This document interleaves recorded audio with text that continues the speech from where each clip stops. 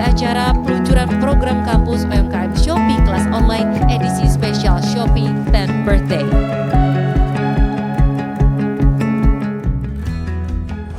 Halo, selamat pagi teman-teman Shopee Sellers. Apa kabarnya nih hari ini? Coba dong aku mau tes dulu. Suaraku udah kedengeran?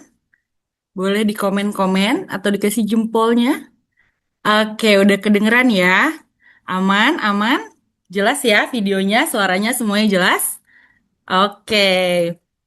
Selamat datang, selamat pagi teman-teman seller semuanya. Selamat datang di kampus UMKM Shopee kelas online edisi spesial 10th birthday. Nah, perkenalkan diri dulu nih ya, aku Rara yang akan menjadi moderator di kelas online hari ini. Selanjutnya, aku pengen tahu nih dari teman-teman yang sudah hadir sekarang. Nih kalau aku lihat partisipannya udah ada 125 orang. Ini dari mana aja ya? Adakah yang dari kota-kota yang jauh atau dari sekitaran Jakarta, Bandung, ada lagi Jakarta, Tangerang, Gresik. Ada yang dari luar Jawa, Palu. Wah, keren banget jauh dari Padang, dari Sidoarjo. Oke. Hah, ada yang dari Nusa Kambangan yang bener nih. Oke, jauh-jauh juga ya. Oke, terima kasih teman-teman Shopee Sellers udah hadir di acara kelas online edisi spesial hari ini. Jadi edisi kelas online hari ini adalah kelas yang ke-10 dari rangkaian kelas online edisi spesial ulang tahun Shopee yang ke-10.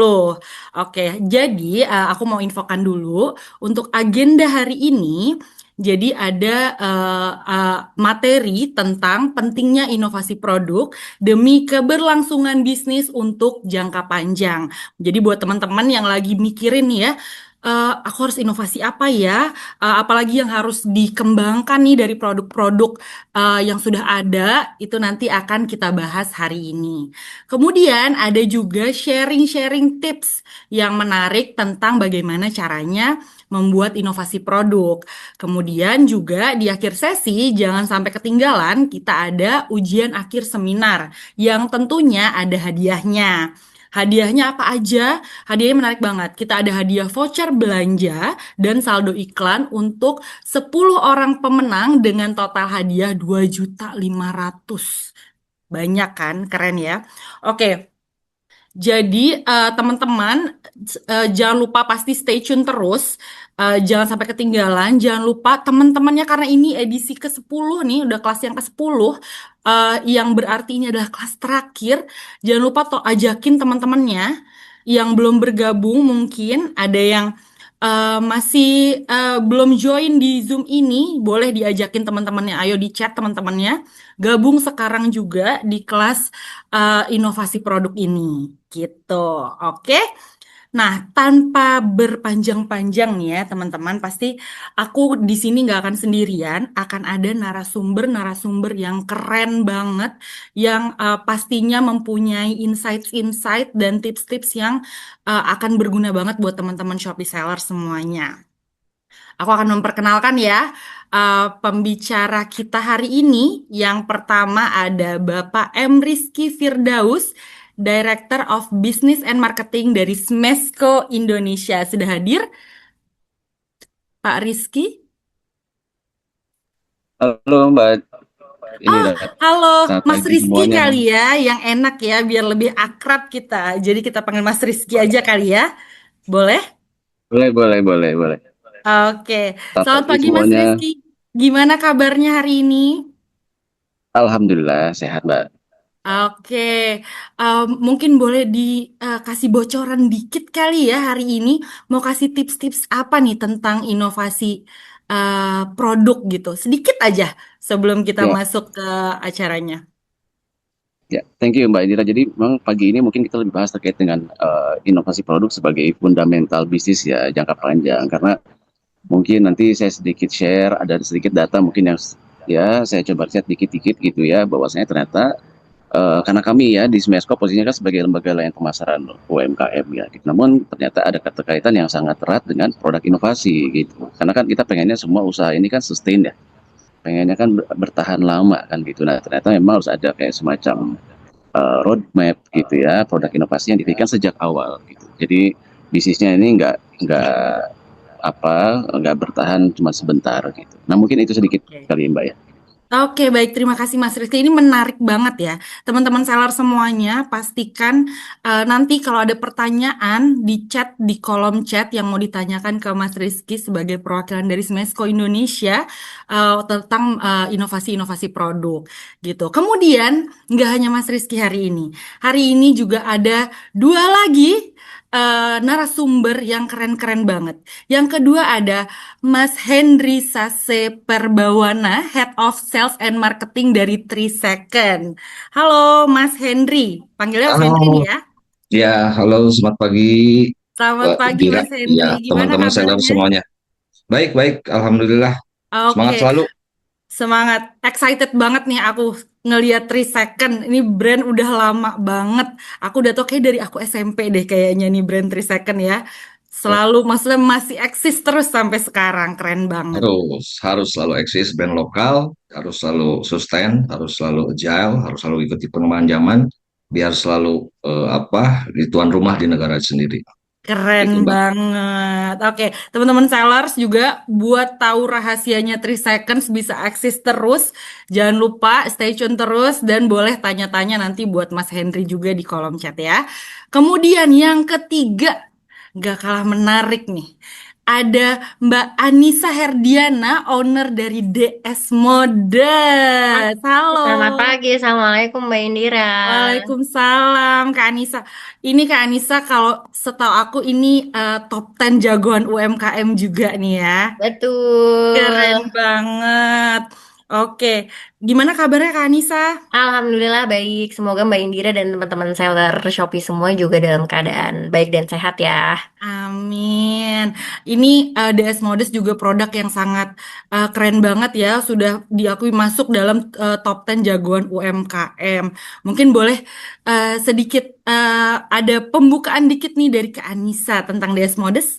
Oke, jadi untuk Desmode sendiri sebetulnya produk unggulan kita tuh adalah alat ibadah nih Kak Indira. Dan kenapa kita diundang untuk menjadi pembicara di Shopee adalah kaitannya dengan inovasi produk kita yang dimana 3 dari produk unggulan kita udah dapat rekor muri untuk Wah, alat ibadah terkecil di kategorinya keren gitu. banget. Itu salah satu inovasi yang sangat apa namanya eh, fungsional banget gitu ya buat Betul. orang-orang gitu, apalagi untuk marketnya Desmodes. Oke, terima kasih atas perkenalannya buat Sama-sama. para narasumber. Itu udah narasumber kita udah keren-keren banget. Jadi jangan lupa stay tune sampai akhir. Jangan lupa untuk tanya-tanya di kolom chat apa yang mau teman-teman sellers tanyain. Pastinya akan banyak banget insight-insight dan ilmu-ilmu yang bermanfaat banget buat keberlangsungan bisnis teman-teman juga nih. Karena inovasi produk itu pastinya sangat penting untuk teman-teman Shopee sellers gitu. Oke, sebelum kita masuk ke narasumber-narasumber kita yang keren-keren hari ini, aku akan memberikan pemaparan singkat, materi sedikit aja pendahuluan tentang inovasi produk. Oke, jadi hari ini kan kita akan membahas tentang pentingnya inovasi produk demi keberlangsungan bisnis untuk jangka panjang. Oke, siap ya teman-teman ya. Ini singkat aja sih materi dari aku. Jadi pembahasan kita hari ini yang pertama banget adalah apa sih pentingnya inovasi produk gitu. Apa ya? Pentingnya inovasi produk. Jadi dalam kita sebagai Shopee sellers tentunya ya, kenapa sih inovasi produk tuh penting banget gitu? Kenapa penjual perlu membuat inovasi produk? Yang pertama, membuat produk untuk lebih kompetitif. Jadi kan di dalam platform Shopee ini banyak banget kan penjual, pasti nggak mungkin dalam satu produk hanya ada satu penjualnya, pasti ada banyak gitu. Jadi gimana caranya supaya toko kita lebih kompetitif nih dibanding dengan penjual-penjual yang lainnya gitu. Yang kedua adalah untuk meningkatkan nilai dan persepsi toko. Kalau misalkan toko kita punya produk-produk baru, produk-produk yang mungkin lebih maju daripada penjual-penjual lainnya. Pasti value-nya atau nilai dari tokonya sendiri akan lebih menarik gitu di mata para pembeli gitu. Jadi teman-teman sangat membutuhkan inovasi produk untuk meningkatkan nilai dan persepsi toko bahwa toko ini keren juga ya, ada produk baru terus nih, ada inovasi lagi nih gitu. Yang ketiga, untuk menjaga bisnis tetap relevan dan berkelanjutan. Kita harus mengikuti mau nggak mau ya, kita nih sebagai penjual Shopee atau ya nggak hanya di Shopee, semua penjual nih, semua bisnis pasti harus mengikuti yang namanya tren gitu. Kan tren itu selalu berubah ya, setiap tahun berubah. Ada tren apa di tahun 2000 sampai 2010 mungkin trennya apa, dari 2010 sampai dengan 2020 mungkin trennya apa. Nah, supaya kita tetap relevan dan berkelanjutan, pastinya kita juga butuh mengikuti tren yang ada di pasar saat ini gitu. Terus kemudian yang keempat adalah untuk memperluas target pasar gitu. Jadi bisa jadi untuk pembeli yang sekarang nih ternyata ada eh, market atau ada pembeli-pembeli yang belum terjangkau nih sama kita. Mungkin dengan kita berinovasi dengan suatu produk baru itu bisa menjangkau market yang belum terjangkau sebelumnya oleh produk-produk kita saat ini gitu. Oke, setelah itu, setelah kita tahu nih apa pentingnya inovasi produk, kemudian kita harus memikirkan waktu yang tepat. Kapan ya kita harus membuat inovasi produk gitu. Oke, kapan waktu yang tepat untuk membuat inovasi produk? Nih, kalau kita lihat di sini ya, yang pertama adalah saat penjualan mulai stagnan. Gimana tuh? Jadi kalau pada saat penjualan kita, kok kayaknya segitu-segitu aja ya. Di awal aku udah mencapai, udah ada kenaikan nih dari penjualan sekian naik ke sekian. Terus, tapi kok lama-lama penjualannya datar nih, kurva penjualannya segini-segini aja. Kira-kira apa yang perlu dievaluasi? Salah satunya adalah mungkin inovasi produk. Jadi mungkin dengan membuat inovasi produk baru, itu juga bisa meningkatkan penjualan yang tadinya stagnan, kemungkinan bisa naik dengan adanya pembeli-pembeli baru, market-market baru yang terjangkau sama toko kita. Kemudian yang kedua adalah menjelang dan selama momen musiman. Kapan tuh? Kayak misalkan saat ini nih, kita lagi menjelang Natal dan Tahun Baru. Atau nanti di awal tahun ada Lebaran, momen Lebaran. Itu juga bisa kita membuat inovasi di waktu-waktu tertentu. Misalnya di hari-hari besar, misalkan seperti Hari Kemerdekaan, kita bisa membuat produk-produk dengan tema kemerdekaan atau dengan tema-tema hari besar lainnya gitu. Itu juga sangat potensial untuk teman-teman penjual berinovasi. Kemudian yang ketiga, ketika ada tren viral. Nah, sekarang ini kan gampang banget, cepat banget ya sesuatu itu viral gitu. Nah, itu teman-teman juga bisa ikutin. Apa sih yang apa namanya lagi viral sekarang? Misalkan tiba-tiba lagi ada viral baju model Korea ini gitu. Kan sekarang suka gampang banget tuh ya. Tren-tren fashion, tren-tren aksesoris, tren-tren macam-macam makanan.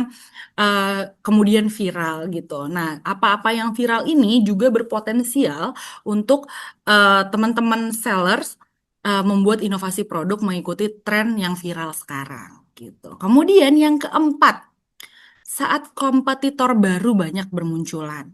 Misalkan kita punya satu produk nih, udah produk unggulan banget, tapi kemudian kan saingan kita banyak nih, kompetitor kita banyak gitu. Terus apa nih yang bisa membedakan kita dengan kompetitor kita gitu.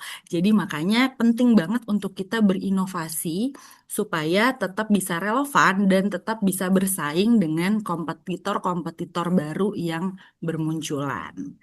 Oke. Itu tadi ya. Selanjutnya, nih, poin yang ketiga.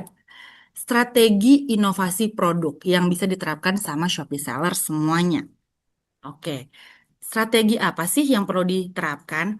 Yang pertama adalah kita harus melihat faktor dalam membuat inovasi produk. Ada dua, yaitu faktor internal dan faktor eksternal. Faktor internal itu contohnya adalah produk kolaborasi, produk turunan dan varian, bundling dan freebies, juga packaging. Kemudian, yang faktor eksternal itu ada tren pasar dan juga media sosial. Masih bingung? Kalau masih bingung, aku akan jelaskan di slide selanjutnya nih. Oke, Ini adalah faktor dalam membuat inovasi produk dari segi internal. Contohnya, ini kita langsung ke contohnya aja ya, biar teman-teman sellers nggak bingung, nggak pusing mikirin apa sih maksudnya gitu.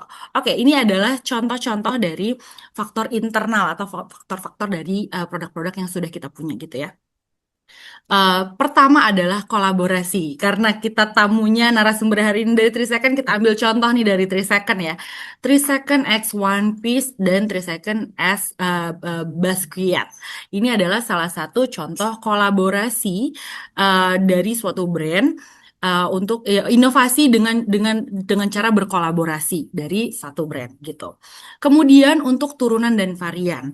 Turunan dan varian ini misalkan kita menjual parfum gitu ya dengan wangi jasmine let's say. Nah, kita bisa bikin produk turunannya yaitu body lotion dengan wangi yang sama. Jadi nanti ada satu inovasi dengan wangi yang sama, kita ada 2 produk nih, satu parfum, satu body lotion. Kemudian varian. Nah, kita misalnya punya produk nih dengan varian warna tertentu, terus kemudian kita buat varian warna lainnya sesuai misalkan sekarang lagi trennya adalah warna-warna netral atau warna-warna earth tone gitu.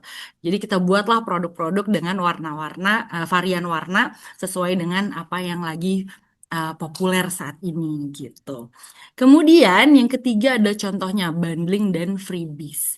Misalkan contohnya ini kita ada produk eh, diet dan detox gitu. Jadi daripada kita hanya menjual satu produk diet aja yang misalkan pakai contohnya ada cuka apel gitu. Kita bundlingkan dengan si air lemonnya gitu. Jadi ini adalah paket 2 in 1, paket bundling. Ini juga merupakan salah satu bentuk inovasi untuk membuat bundling di toko kita. Dan juga freebies. Jadi misalkan beli 2 gratis produk apa gitu. Itu juga merupakan salah satu inovasi yang bisa dilakukan di toko dari faktor internalnya. Dan yang terakhir adalah packaging. Ini sangat-sangat relevan di masa-masa sekarang nih. Di masa-masa hari besar seperti sekarang kayak Natal, pasti banyak banget yang nyari hampers, nyari bingkisan gitu. Jadi kita bisa juga menginovasikan dengan bentuk packaging, hampers Natal, hampers tahun baru, atau nanti di awal tahun juga hampers Lebaran. Itu pastinya akan menarik banget untuk para pembeli gitu. Karena memang lagi masanya gitu karena memang lagi waktunya di hari besar tersebut bisa nih kita manfaatkan untuk membuat packaging baru gitu. Oke. Selanjutnya untuk yang faktor eksternal. Nah, faktor eksternal ini dari mana? Kita bisa lihat tren pasar. Ini bisa dilihat di Google Trend ya. Teman-teman bisa nanti ngulik-ngulik lagi ya di Google Trend. Lagi tren apa sih sekarang? Di pasaran sekarang tuh lagi tren apa? Ini bisa dicari, bisa dikulik nih sama teman-teman untuk mencari ide inovasi apa yang bisa dikembangkan dan relevan dengan toko teman-teman semuanya. Dan kemudian satu lagi bisa cek juga di media sosial. Di media sosial pasti kan banyak banget nih yang bermunculan. Sekarang lagi tren apa? Oh, lagi ada makanan ini nih ngetren. Oh, lagi produk ini nih ngetren. Oh, kemarin nih lagi tren parfum nih misalkan. Parfum ini. Atau lagi tren skincare ini nih. Jadi teman-teman bisa melihat atau misalkan bisa ngulik-ngulik nih di media sosial yang lagi sering muncul apa sih, yang lagi banyak ngetren sekarang apa sih. Itu adalah faktor eksternal yang bisa teman-teman lihat dalam membuat inovasi produk. Oke.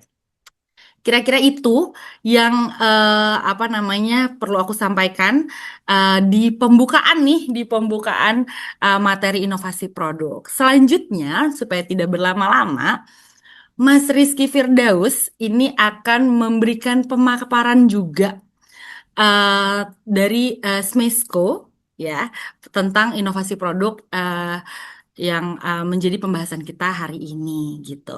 Oke, teman-teman jangan lupa juga untuk menuliskan pertanyaan. Kalau ada pertanyaan di kolom chat, nanti kita juga akan ada sesi tanya jawab di akhir gitu. Oke, kalau gitu untuk Mas Rizky dipersilahkan. Baik, terima kasih Mbak Indira. Suaranya sudah jelas ya? Jelas Mas, Oke, jelas. baik, terima kasih. Eh, Selamat pagi sekali lagi buat teman-teman speaker juga hari ini. Salam kenal, salam sehat juga buat teman-teman seller hari ini yang join di Shopee Campus ya, gitu yang edisi ke-10 dalam rangka ulang tahun Shopee yang ke-10 juga ya, Mbak Indri ya. Oke, Iya, jadi betul. mungkin sedikit sharing kita hari ini lah ya. Jadi kita nanti diskusi terkait dengan inovasi produk ini sebagai fondasi pertumbuhan bisnis jangka panjang. Nah ini kenapa sih sebenarnya konteks ini saya coba pengen sampaikan gitu ya di pagi ini, karena memang kami ini gitu ya dari angle point of view lembaga layanan pemasaran yang banyak berkomunikasi dengan buyer gitu ya, banyak berkomunikasi dengan pelanggan, banyak berkomunikasi juga dengan teman-teman UKM. Jadi banyak sekali pain point, banyak sekali journey dari bisnis yang ternyata oh ada yang harus di solve ya ternyata dari beberapa journey dalam berusaha gitu ya. Nah ini salah satunya adalah produk inovasi. Nah cuman mungkin di awal ini saya disclaimer juga ya bahwasanya untuk menunjang sustainability dari bisnis itu memang bukan satu-satunya dari inovasi produk ya, karena inovasi produk ini tentu harus dikombin dengan kualitas produk juga gitu. Yang kedua juga ketika jualan berinovasi boleh, gitu, tapi ternyata efeknya ke harganya menjadi nggak rasional ya enggak juga gitu ya. Jadi tentu inovasi produk ini harus dikombin dengan kualitas, harga yang rasional, brand image yang memang terbentuk dengan baik, lalu juga nanti ketika proses pembelian transaksi pun juga banyak diberikan kemudahan gitu ya, soalnya melalui marketplace tentunya kan gitu ya.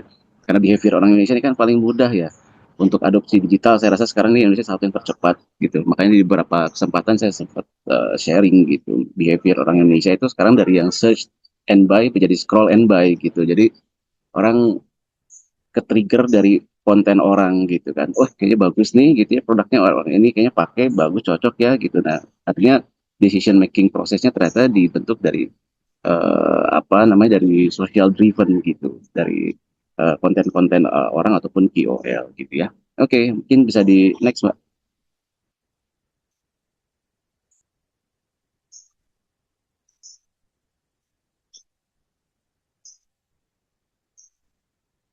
Oke, ini sedikit nanti saya share dari datanya Nielsen gitu ya, bahwasanya di Indonesia ini nih konsumen kita itu senangnya bahkan lebih dari 70% ya, suka membeli produk karena emang freshness, hal baru, dan ini ada something innovate gitu ya, ada yang sesuatu yang baru nih yang ditawarkan gitu. Jadi ada rasa penasaran. Di dalam Indonesia ini seneng banget FOMO ya kan gitu ya. Jadinya wah ketika ada hal baru apalagi viral gitu ya, wah ini menjadi salah satu momentum bagi pengusaha-pengusaha UMKM.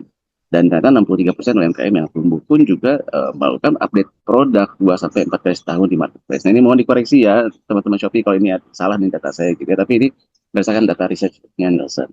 Ternyata produk baru itu memberikan 30 sampai 40% revenue, additional revenue nih gitu untuk salah satu brand fashion kategori ya di middle market gitu ya. Nah ini ternyata efeknya sangat signifikan. Efeknya ternyata cukup memberikan kontribusi yang positif gitu. Nah, tentunya kalau kita lihat nih ya, ini mungkin satu pengalaman juga nih gitu ya. Kalau kita lihat ada yang pernah ke acaranya Inacraft mungkin ya. Ini case tadi sedikit gitu. Kalau waktu awal kita lihat acaranya Inacraft itu banyak sekali produk-produk yang bagus yang nggak dijual di banyak toko gitu ya. Buyer-buyer yang datang pun ke acara pameran itu memang di kategorinya meet up gitu ya. Mereka itu udah kayak siap untuk belanja nih gitu karena barangnya unik-unik, barangnya bagus-bagus gitu. Nah, cuman karena semakin ke sini nih, ini sudah hampir 6 tahun berjalan, mungkin kalau nggak salah terakhir di 2025 ini, nah makin sepi tuh pamerannya gitu ya. Dan ternyata produk-produknya pun banyak yang sama atau bahkan mungkin downgraded kualitasnya sehingga yang datang pun jadi nggak serame dulu. Akhirnya yang datang pun akhirnya bukan lagi di level mid up tapi lebih ke arah mid down gitu. Dan kita pun juga kemarin melihat bahwasannya ada beberapa produk yang sama di beberapa booth gitu. Nah artinya oh ini satu rated ya berarti produknya ya gitu. Berarti orang udah nggak penasaran lagi buat data. Nah ini menjadi penting kan bagi kita sebagai business owners bahwasanya oh oke ini kita perlu pikirkan nih journey roadmapnya produknya kita ini apakah akan sustain 2-3 tahun ke depan atau seperti apa gitu. Karena ya tadi behavior orang Indonesia ini kan cepat sekali berganti, yang mudah sekali banyak ke-trigger gitu, konten-konten masuk segala macam sehingga mudah sekali beralih ya. Gitu. Nah, ini yang mungkin nanti kita perlu pikirkan bahwasanya inovasi produk ternyata memegang peran penting gitu ya. Next, Mbak.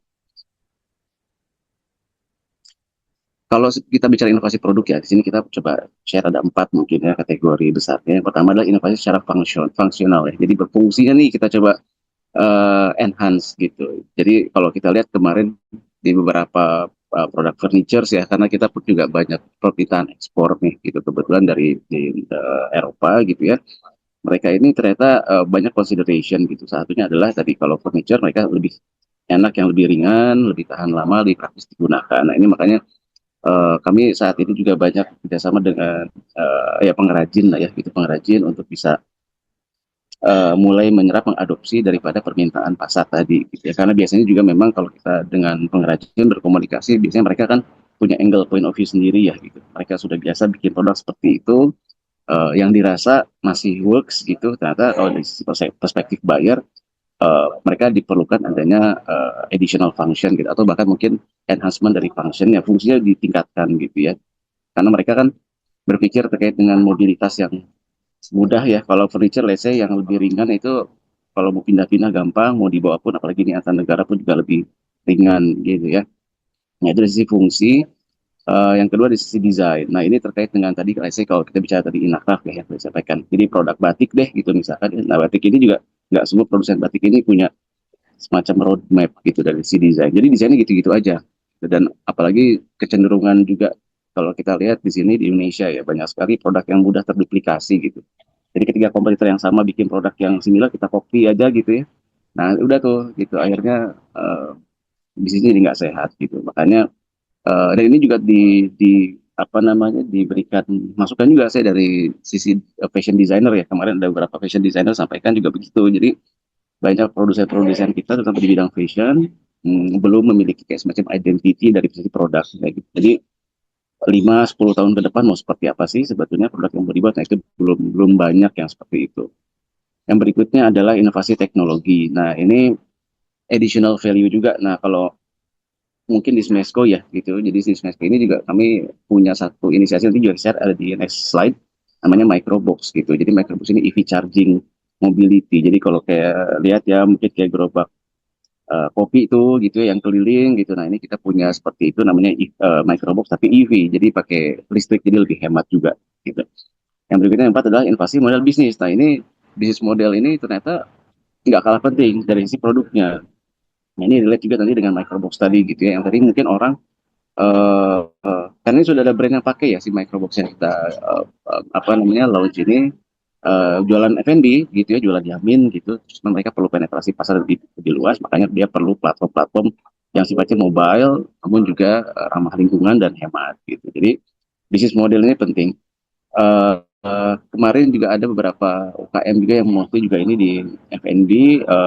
Biasanya mereka kalau sudah merasa retail salesnya bagus, biasanya mereka mulai bergeser ke arah waralaba tuh franchise gitu. Namun ini disclaimer juga gitu, kadang saya sering sampaikan bahwasanya akhirnya terkadang jadi nggak fokus gitu.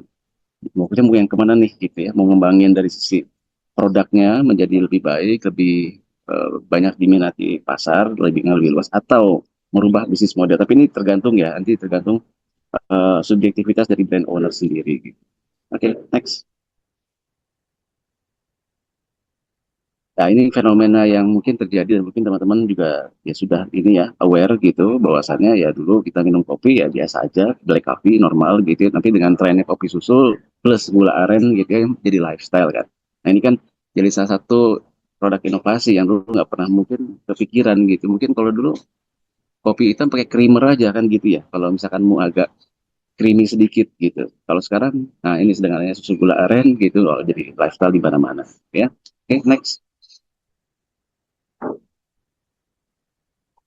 Nah, ini studi kasus retort. Itu retort ini kan teknologi yang lama ya. Kalau di Amerika dari tahun sekitar 60-an lah gitu, ini sudah ada gitu. Nah, cuman ini kebetulan di Smesco juga ya. Di Smesco kami punya satu kitchen gitu, satu kitchen komunal kitchen ya, kitchen bersama gitu. Fungsinya adalah untuk mengawetkan makanan karena kita ada fungsi ekspor. Jadi kalau UKM yang ingin barangnya bisa diekspor 3 kali kita bilangnya karena ini tahan sampai dengan 12 bulan ya. Nah itu bisa dilakukan di Smesco. Nah retort food ini ternyata juga kita lihat banyak diminati ya gitu untuk kondisi kayak sekarang masuk ke retail ini sudah bisa masuk Yang kedua yang sudah kita alami ini ke arah catering haji gitu kemarin gitu. Akhirnya eh, produk-produk UKM yang tadinya mungkin jualannya retail nggak jauh dari rumahnya, ternyata ketika dia bisa masuk ke proses retail ini bisa dikenal di mancanegara. Yang berikutnya ini bisa masuk ke apa makanan militer gitu ya, yang kemarin juga sempat sudah kita supply gitu. Jadi ini ternyata menjadi tren tersendiri gitu. Bahkan mungkin kalau kita sempat ini ya sempat aware juga dulu kalau ada yang di 7-Eleven gitu, misalkan seduh mie instan yang cup gitu, terus diisi toppingnya. Nah ini pakai yang produk similar nih gitu. Jadi ternyata produk-produk F&B yang dikemas seperti ini bisa menjadi additional apa ya topping gitu. Kalau mau yang hemat gitu beli mie cup diseduh terus dikasih topping ini. Nah ini yang sebetulnya juga menjadi apa bisnis model baru gitu ya mungkin kalau kita lihat gitu. Jadi ini banyak sekali potensinya dengan sistem retail ini dan membuat kemasan yang lebih menarik. Tadi mungkin Bento sudah share terkait dengan packaging ya. Nah itu juga memang penting gitu ya sebagai penunjang inovasi produk. Oke, next. Nah, ini adalah bentuk dari Microbox. Jadi kita punya workshop gitu, punya namanya kita Makerspace Innovation Lab gitu. Nah, ini ada di Smesco. Ini EV charging bisa berjalan sampai dengan 30 km per jam gitu. Dan ini adalah faktanya namanya Yaminku namanya. Jadi dia ada meja buat naruh kuahnya, buat topping segala macam ini ada di sini gitu ya. Dan tentunya tadi ini hemat sekali, ramping, itu di bawahnya pun juga mudah. Nah, maksudnya adalah ini inovasi distribusi ya. Jadi ketika kita kalau harus buka titik-titik di food court mana gitu ya, titik buka di restoran mana, ini kan tentunya agak ya, besar ya operasional expense-nya gitu. Namun dengan sifatnya mobile seperti ini, tentunya kita bisa memperluas akses pasar tanpa perlu mengeluarkan biaya yang cukup besar gitu. Oke, next. Oke, untuk framework inovasi gitu ya, sebetulnya yang paling eh, kita bisa lihat di diagnosa dulu ya. Jadi sebenarnya si user pain point segala macam ini memang menjadi fokus utama dan tentunya clarity dari bisnis purpose-nya kita ini memang harus ditekankan di awal ya. Jadi tadi ketika kita mau inovasi itu nggak lari kemana-mana gitu. Jadi tetap roadmap-nya di koridor yang tepat. Sehingga apa potensi marketnya pun juga tetap masih bisa kita grab ya gitu. Yang apa namanya di Indonesia tadi ya kita punya banyak sekali behavior customer yang cepat sekali berubah, namun dengan adanya inovasi, dengan adanya berbagai macam inisiasi itu bisa tetap ngikutin nih market trend ke depan.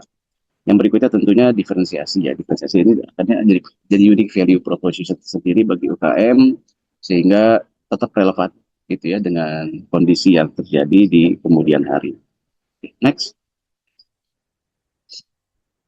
Tentunya ketika itu sudah dipikirkan, ini baru kita develop inovasinya kita mau dilihat seperti apa gitu. Kalau tadi kita lihat, let's say sampelnya Microbox yang tadi, itu kita buat prototipe-nya, kenapa? Karena uji pasarnya pun juga sudah kita lakukan di saat yang bersamaan. Jadi teman-teman yang tadi di usaha F&B itu sudah hampir punya sekian food court, lalu ditambah 12 titik tadi Microbox. Jadi dia sudah pesan ada 12 dan ternyata disebar, ternyata responnya positif gitu. Jadi ini bisa masuk baik itu di let's say di pinggir jalan, bisa masuk di tempat-tempat keramaian atau bahkan masuk ke konser-konser gitu. Jadi ketika kita coba deploy di event-event besar gitu ya, konser segala macam, nanti ini jauh lebih mobile ya, jauh lebih apa enak gitu masuknya, nggak susah, nggak ribet, dan space-nya pun juga kecil gitu.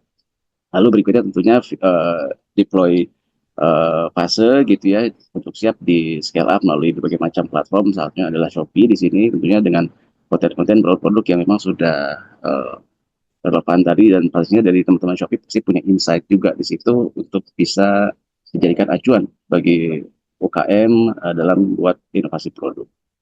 Next. Nah, mungkin segitu dulu ya, Mbak Indri. Nanti mungkin kita share tanya jawab terkait dengan inovasi produk ini. Silakan feel free kalau ada yang bertanya. Terima Oke, kasih. makasih banyak Mas Rizky. Keren banget tadi insights-nya dari Smesco. Aku jadi ada beberapa pertanyaan dikit nih. Sebelum dari teman-teman sellers yang nanya, boleh aku yang nanya dulu ya Mas Rizky ya? Jadi kan Smesco ini banyak banget bersinggungan dengan UMKM di seluruh Indonesia pastinya ya. Nah, Ya, dari pandangan Smesco sendiri, seberapa penting sih inovasi produk buat keberlangsungan UMKM Indonesia pada saat ini gitu? ya. Tentunya ini penting banget ya, Mbak Indra. Jadi gini, kemarin itu juga ini sampel ya. Sekali kita bicara di case tadi ya. Mm-mm. Contoh deh kayak produk kosmetik ya gitu. Ini kan udah banyak banget ya, baik produk lokal maupun dari luar deh gitu ya. Betul. Nah, ternyata kemarin saya ngobrol sama brand owners, dia inovasi produk kosmetiknya atau skincare dia ada komponen air zam-zamnya Mbak di situ. Oh wow, ini Itu sangat di saking luar dugaan supaya ya. benar, saking wah ini kayaknya orang ini kan punya image bahwa air zam-zam ini kan bisa menyehatkan dan lain-lain kan Betul. gitu. Nah, ini mereka coba adopsi masuk ke dalam produk skincare-nya dia, otomatis kan di top of mind marketnya, wah ini udah pasti bakalan bagus ini produk kan Oh gitu ya. iya, iya betul. Nah ini ternyata artinya di sektor FMCG ini atau di consumer goods product, wah ternyata inovasi yang sifatnya formula baru gitu ya, atau bahkan mungkin nanti yang kemasannya lebih kecil, travel pack deh gitu ya, atau desain-desain yang tadi menarik plus karena ada kolaborasi di situ seperti let's say tadi 3 second gitu ya. Nah, ini kan menjadi apa ya, orang tuh yang tadinya mungkin oh lupa dengan brand ini, oh akhirnya diingatkan, oh brand ini mengeluarkan produk baru loh, ada ini loh sekarang. Nah itu ternyata terus mendapatkan apa ya, posisi yang diingatkan, jadi awareness levelnya ini nggak pernah luntur gitu, selalu ada terus kan. Ternyata ini memegang peran penting Mbak dari persepsi masyarakat ya, persepsi market. Jadi menurut saya sih sangat penting sekali. Iya, betul.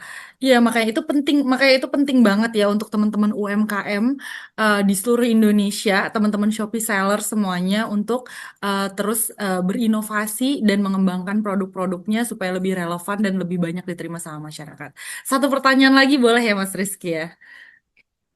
Boleh boleh silakan. Oke.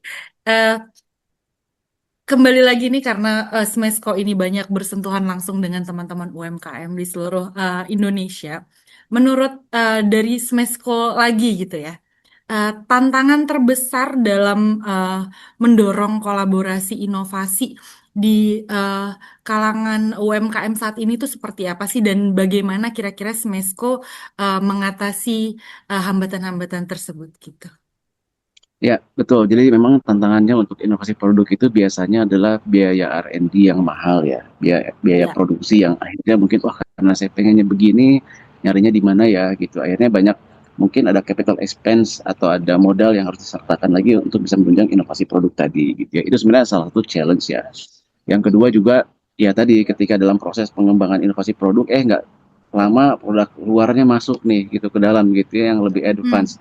Akhirnya kayak wah menghambat lagi tuh inovasi yang sudah tadi terpikirkan gitu. Ternyata memang ya industri saat ini atau bisnis saat ini kan bukan lagi kecepatan ya, tapi percepatan. Jadi seberapa cepat kita bisa betul. berinovasi dan beradaptasi gitu ya. Nah, salah satu sampel case yang tadi misalkan dari Smesco lakukan untuk mendukung inovasi produk, terutama terkait dari sisi packaging, Mbak, gitu ya. Nah, kan tadi Mbak juga sempat share ya, packaging itu penting banget nih gitu untuk merubah persepsi orang terkait dengan produk. Dan itu betul. Jadi ketika kami kemarin sempat ada sesi kurasi di Indonesia Timur ya, di Labuan Bajo waktu itu tepatnya. Jadi mereka ini sangat butuh sekali mesin packaging karena mereka itu nggak punya packaging ya, mesin ya produksi packaging di dalam kotanya sendiri, sehingga mereka harus pesan ke Jawa tuh gitu. Dan tentunya ketika mereka pesan ke Jawa ini produksi apa namanya, harganya tinggi, ongkirnya pun juga tinggi kan gitu. Nah, makanya yang Smesco bisa lakukan adalah kita gandeng nih beberapa stakeholder dari printing bisnis gitu ya, untuk kita sama-sama coba deh kalau kita bikin produksi mesin cetak itu di tempatnya, di kotanya. Kenapa? Karena kebutuhannya pun kalau secara bisnis kita lihat satu UKM aja bisa perlu 1.200 lembar tuh Mbak sebulan. Itu udah satu UKM loh gitu. Kebayang kalau misalkan kita bisa multiply ke ratusan UKM yang ada di situ. Nah itu dari sisi produksinya coba kita dorong untuk kita kerjasamakan ya untuk dipindah. Yang kedua adalah desainnya. Jadi kalau kita lihat Mbak, kan sekarang ini kalau kita beli oleh-oleh deh di daerah gitu ya, kan yang menonjol itu biasanya kalau nggak brand oleh-olehnya atau toko oleh-olehnya kan. Betul. Misalkan ya dari Bali deh, misalkan Krisnanya gitu. Kan Krisnanya tuh yang ada di box kan gitu. Iya. Nah, kemarin itu kita berpikir bahwasanya harusnya kalau misalkan orang itu berkunjung ke let's say tadi ke Batam gitu ya, ke Labuan Bajo, itu packagingnya itu harus represent kotanya gitu, represent daerahnya. Jadi kemarin itu kita sempat sih ada semacam brainstorming session gitu ya dengan teman-teman di industri packaging gitu. Jadi kemasan yang dibawa itu kalau kayak di Palangkaraya itu kan yang jadi ikon kan orang utan ya. Jadi kemasannya kita cetak semenarik mungkin dengan jenis kertas yang bagus lah ya gitu, jenis packaging bagus, dan itu dilihatnya pun juga nyala gitu. Jadi hidup gambarnya ketika di print, dan itu gambarnya orang utan gitu. Jadi Oke. ketika si turis-turis itu bawa let's say deh oleh-olehnya di bandara atau dimanapun, kan orang pasti ikonik sekali. Kok tasnya gambar orang utan ya gitu. Nah maksud saya hal-hal apa ya, inovasi packaging yang menunjukkan keaslian atau keunggulan daerah itu didorong tuh. Jadi bukan toko oleh-olehnya yang muncul gitu, karena nantinya akhirnya nama toko olehnya itu yang banyak tuh kan. Ya tadi lah misalkan ada Krisnanya atau ada apanya gitu kan. Nah, harusnya kan Jogjanya yang muncul, Balinya yang muncul gitu, sehingga kami melihat orang tahu nih ini komoditas dari Bali, oh ini unggulan dari Jogja, oh ini unggulan dari Batam, misalkan seperti itu. Jadi itu sih Mbak salah satunya ya, mungkin dari sekian banyak nih Oke, yang bisa saya share. baik. Terima kasih banyak Mas Rizky, insights-nya keren banget ya. Mudah-mudahan teman-teman UMKM yang di daerah yang dengerin um, sesi kelas online kita hari ini bisa dapat inspirasi nih dari tadi yang sudah disampaikan sama Mas Rizky. Oke, selanjutnya teman-teman stay tune ya. Kita masih ada dua narasumber keren-keren. Oke, selanjutnya kita akan ngobrol dan sharing bersama Mas Henry Sase Perbawana, Head of Sales and Marketing dari Trisecond. Halo Mas Henry. Halo, halo Mbak. Oke, ih aku senang banget deh bisa ngobrol sama Head of Sales and Marketingnya Trisecond, karena aku tahu brand ini udah dari aku masih kecil kayaknya ya, dari aku SMP mungkin untuk Ya, Trisecond ya. ini. Jadi bener-bener brand yang sustain banget dari dulu banget sampai sekarang masih eksis terus gitu. Jadi mungkin Mas Henry bisa coba untuk dari mulai perkenalannya sampai dengan boleh diceritakan gimana sih perjalanannya 3 Second dari awal sampai sekarang. Oke, Silakan. Mbak Indira. Ya, terima kasih. Ya, jadi selamat siang teman-teman seller semuanya, Pak Rizky, Bu Anissa, halo. Jadi 3 Second sendiri itu berdiri itu tahun 2002. Jadi memang kita sudah hampir 2 dekade nih, 2 dekade lebih. Alhamdulillah kita masih sustain, dan emang pondasinya fundamentalnya itu kita inovasi yang terus menerus atau continuous improvement. Jadi emang kita besar di jalur offline saat itu, belum ada online sama sekali. Jadi emang kita dari buka toko dari satu kota ke kota lain, dari pop up pameran-pameran kecil, terus buka di App Store dan sebagainya. Dan 2014 mungkin itu mulailah internet mulai rame, mulai mulai mulai kita bikin website, tapi emang saat itu ekosistemnya belum kebentuk. Akhirnya 2017 kita masuk ke Shopee, dan marketplace itu emang lagi grow gitu, dan kita gak mudah tuh. Yang biasa bisnis offline, switch ke online tuh model bisnisnya beda banget, dan di situ juga kita learning, kita belajar, ya emang kita dari brand itu apalagi udah banyak gitu ya, harus agile gitu. Jadi 2017 alhamdulillah kita masuk Shopee, dan kita ikutin fitur-fitur yang ada di Shopee, belajar model bisnisnya juga beda, produknya juga kita dibedain, karena emang harus cepet gitu, harus cepet. Alhamdulillah sekarang kita jadi top seller di Shopee. Kalau begitu sih, Bendera. Oke, ini tuh aku tuh dulu inget banget ya, dulu masih SMP sampai bela-belain ke Bandung buat nyari store 3 Second dulu zaman masih sekolah. Bener-bener Ya, dari dulu banget itu brand 3 Second tuh udah top of mind banget gitu, apalagi di antara anak-anak muda. Dulu tuh sering dipakai sama anak-anak band ya Mas ya. Itu ya kita banyak endorse betul public figure, baju-baju KOL, 3 influencer juga betul. Nah, ini kan 3 Second ini awalnya kan memang dari usaha offline gitu ya. Terus Betul. eh, latar belakang apa sih yang hingga akhirnya dari 3 Second memutuskan untuk jualan di Shopee gitu?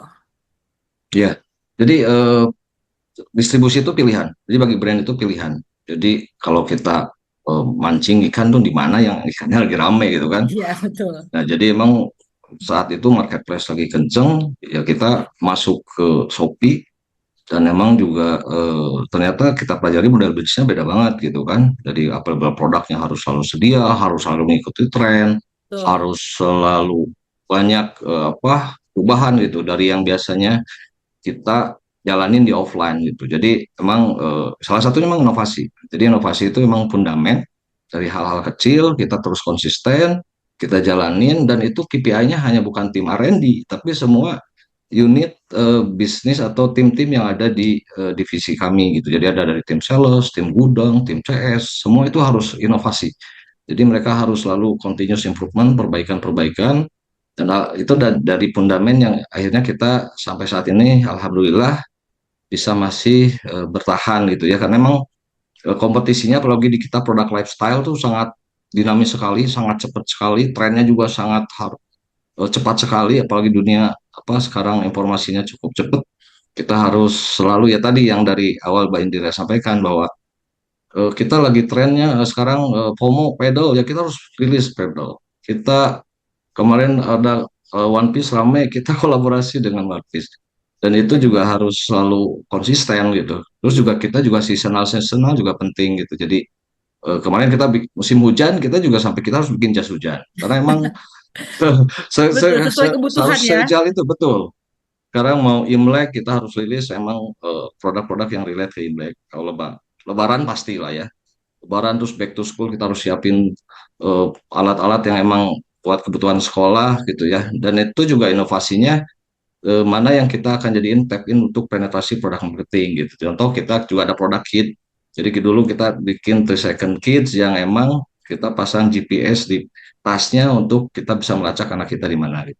Nah, hal-hal itu juga jadi inovasi itu selain hanya fundament juga buat penetrasi market awareness dan mengembangkan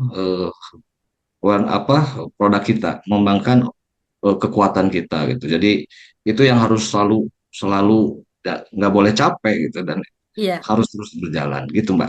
iya. Oke. Nah, dari selama sudah 20 tahun lebih nih berarti kan ya, Hmm, Mas Henry. ya Pada saat menciptakan inovasi produk tuh ya, tantangan paling besarnya tuh apa sih yang dihadapi sama Trisecond? biasanya tim ya. Jadi Tim karena ya? udah comfort zone, secara lama gitu ya, udah merasa gede. Nah itu yang kita nggak boleh capek. Jadi itu jadiin KPI gitu. Jadi apalagi kita kan dari generasinya dimulai generasi ke apa ini sebagai generasi milenial, sebagai generasi Z ya, generasi X. Jadi kita melewati 3 generasi yang emang beda-beda. Nah, Benar. itu tantangan utama gitu ya. Tapi gimana kita nyingkapinya dengan tim bahwa inovasi itu fundamen dan kita bisa sustain gitu. Dan itu harus selalu ditanamkan. Jadi tim R&D itu selalu riset, selalu bikin FGD, selalu bikin informasi-informasi dan kita basicnya sih emang kalau inovasi itu dari hal kecil dulu gitu. Jadi small test dulu kalau bikin produk inovasi atau buat test market kita sebutnya, kita kuantitinya kecil dulu, kita lihat responnya, kita analisis, kita kalau udah positif baru kita wah ini positif nih, kita gas gitu. Jadi biasanya sih kita dari fundamen yang ya kawan point out tuh mungkin 7P aja sih. Jadi dari produk, inovasinya apa aja, dari price itu apa aja, dari promosi itu apalagi ya. Promosi itu sekarang content is the king gitu. Jadi ini belum bares, ada lagi promo gini. Sekarang kemarin affiliate, sekarang nanti akan ada Clipper. Belum Iya, sekarang SEO bener nanti ada ChatGPT udah beda lagi. Gitu. betul. Terus konten tahun depan juga udah ke beda lagi sineasnya, udah ke drama centric. Jadi emang kita juga harus outlook ke depan yang existing yang kita juga harus terus perbaiki dan itu akhirnya ya harus selalu pandai-pandai membuat strategi untuk bisa selalu tap in gitu. Itu sih Mbak. Iya, nah satu lagi nih ya, Mas Hmm, Henry, aku mau tanya. Jadi kan tadi aku lihat kolaborasinya Trisakti tuh keren banget ya. Ada kolaborasi kayak contohnya One Piece gitu, yang dimana hmm. memang populer banget di nggak cuma di millennials doang nih, sampai ke Gen Z, sampai ke generasi-generasi sekarang tuh masih suka banget sama One Piece gitu. Itu gimana sih proses menentukan partner kolaborasi yang tepat supaya inovasinya itu relevan dengan target pasarnya Trisakti? Jadi emang kalau kolaborasi itu kita ada divisi khusus yang emang set untuk kolaborasi dan tiap tahunnya mereka sudah di set gitu. Jadi mereka ada target itu harus ada kita 10 kolaborator. Nah, dari kolaborasi itu kita riset dulu. Udah follow up sebelumnya lah mana-mana yang list mulai dari Mobile Legend kita ada ya kemarin ada RRQ, ada EPOS macam-macam kita juga tap in sana. Terus juga pas kemarin One Piece juga kemarin udah masuk list kita. Jadi pada saat momentumnya masuk ya kita langsung follow up dan alhamdulillah kita bisa execute. Jadi emang harus di riset dulu. Jadi kita kolaborasi itu ada yang kolaborasi dengan artis, artis itu ada seniman kayak eh, ada kita tuh kemarin ada Muklai, ada Basquiat itu dari seniman Amerika dan itu seniman tuh udah ada komunitasnya, kita harus masuk sana, kita lihat data mana yang kita kedepannya bisa tap in. IP mana yang kita bisa lihat, yang kita bisa masuk. Terus juga kolaborasi juga bisa juga dengan sesama seller juga. Jadi ada kemarin kita kolaborasi dengan lokal eh, di Sukabumi untuk karena dia bikin tas yang emang unik gitu. Jadi Hmm. kolaborasi itu luas, bisa kolaborasi promosi, bisa kolaborasi produk, bisa kolaborasi IP dan sebagainya. Jadi stepnya emang kita riset dulu, terus nanti kita lihat mana peluang kolaborasi yang kita bisa jalankan. Terus kan kolaborasi itu ada menggabungkan dua kekuatan gitu kan. Mungkin aja nih nanti dengan DS Modes bisa kolaborasi itu dengan DS itu Ah mungkin. iya bener juga. Ya, jadi itu bisa bisa dikawinkan apa yang kita rilis produk dan itu sebenarnya buat menguatkan itu kan Desmond Desmond Market, the second punya market, gimana dua-duanya ini bisa saling dan akhirnya bisa semua keluar dengan lebih banyak lagi untuk bisa market. Itu sih Mbak Indira kurang Ya. lebihnya. Oke, keren banget itu teman-teman bisa dicatat ya. Sebenarnya kolaborasi itu nggak terbatas ya, banyak banget sebenarnya peluang untuk kolaborasi, nggak cuma dengan brand, nggak cuma dengan partners, tapi bisa juga dengan seller-seller lain, penjual-penjual lain gitu. Jadi bisa mulai brainstorming nih dengan Ya, masukan-masukan dari Trisecond tadi, bisa mulai research juga kira-kira inovasi atau kolaborasi seperti apa yang cocok ya. gitu Mungkin dengan seller-seller juga di pasarnya sini. masing-masing ya. Ya, betul. Mungkin seller-seller Oke. di sini juga ada yang mau kolaborasi dengan 3 Second tuh kita Wah, terbuka kok. enak Ya, banget. Silakan, kita pintunya terbuka. sudah terbuka. Boleh. Oke, selanjutnya boleh nih mungkin Mas Henry share tips dan triksnya dalam membuat inovasi produk ala 3 Second. Ya, kalau kita sih emang mulailah dari hal yang kecil gitu ya. Jadi kita selalu perkuat produk hero kita, produk winning kita. Jadi eh, varian produk yang kita sudah bagus, kita bisa ekspor tuh. Jadi boleh fiturnya, terus kalau bisa dari colornya. Jadi kita udah bagus nih, hanya 2 combo warna. Oh kita tingkatin doh, jadi tambah 3, 4, 5 warna, pun kita jadi revenue buat sales kita juga dari size-nya. Mungkin kita tuh dulu hadir sama Triseket tuh produknya hanya kaos, size-nya hanya one size. Nah sekarang tuh kita sampai eh, size dari XXS sampai triple XL juga ada karena memang sesuai kebutuhan. Tapi kita pilihin produk-produk yang tepat untuk mengembangkan scale up masing-masing produk. Karena memang tiap-tiap seller atau tiap-tiap brand punya kekuatan dan tren masing-masing. Jadi buat produk hero, ya produk winning dari mulai fiturnya, variasinya, materialnya. Karena material itu kan banyak banget. Ada yang breathable, ada yang harus bisa dipakai dua dua fungsi. Misalnya kita dulu pernah bikin tote bag yang bisa dipakai jadi rompi. Kita bikin macam-macam lah, printing yang macam-macam itu ya. Terus juga emang harus selalu dengan relevan dengan tren pasar. Jadi harus terencana kita bikin storyboard tuh 6 sampai 12 bulan ke depan tuh minimal kita udah punya guideline untuk bikin produk tuh akan arahnya kemana. Walaupun di tengah-tengah itu nanti ada perubahan karena ada tren yang cepat ya itu kita harus agile. Tim kita harus mana yang emang reguler, mana yang emang kita sebutnya produk marketing. Jadi buat top urgent disebutnya top urgent emang ini kita harus masuk nih karena ini lagi FOMO, contoh kemarin pedal nih lagi rame, nah kita harus riding the wave karena riding the wave juga sangat penting untuk band kita tuh selalu eksis, selalu selalu selalu rame dibicarain karena emang kan sekarang media zaman digital ya jadi posting-posting sana sini sini tap influencer sana KOL sini ya emang harus selalu dibicarakan lah soalnya kalau nggak dibicarakan nanti eh, redup gitu ya. Terus mulai dari cek ombak sebelum skala besar itu tadi ya. Jadi kita trial for simulation, bikin dulu sedikit trial, nanti tingkatin lagi. Nah, kita juga apalagi sekarang dari Shopee kan juga apa ada fitur Shopee Export tuh ya, jadi peluang juga brand-brand yang lokal untuk bisa ekspansi keluar. Kita juga sedang riset untuk tes market di Singapura, Malaysia, Filipina bareng Shopee nih. Jadi kita analisa barang yang di sana lagi tren apa, kita coba sedikit dulu rilis produk buat di sana. Nanti kalau works baru kita pelajari lagi, belajar terus dan itu mungkin bisa terus sustain ke depan. Itu kurang lebih Mbak Indra.